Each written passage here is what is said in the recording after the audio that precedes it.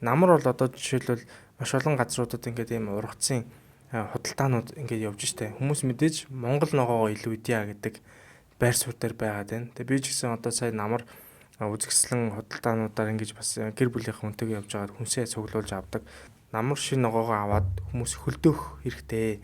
Ингээм бол бид нар хөрөгчөндөө хичээд ингээд угаагаад бэлдээ тавьсан хүнсийг хоол ундандаа хийхэд ялангуяа хүүхдийнхээ хоол унданд бэлтгэхэд бол Монгол ногоогоо шимт хичээл сайтаар ингээд өгчөж байгаа маа гэдэг үднэс маш олон ээжүүд, олон гэрийн эзэгтэй нар энэ яг зүйлийг хийж байгаа бах.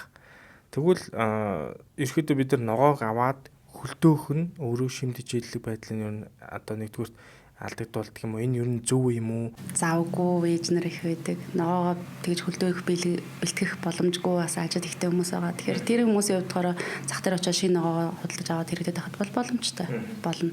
А гол нь нэг нөөцлөх гэдэг асуудал байгаа. Одоо жишээ нь өвөл яг ингээд яг нэг татардаг, дуустдаг, эргээд олддгүй ногоонууд гэж байгаа шүү дээ, тий.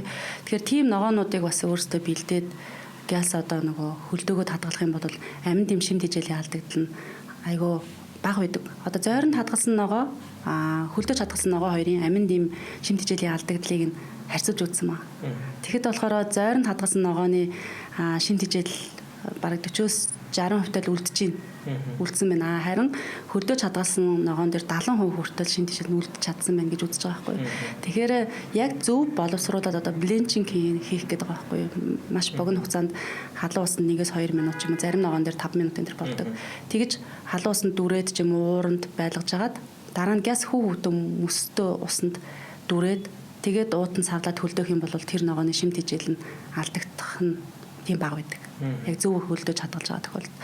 Зүгээр яг бид нар өөрсдөө ингээд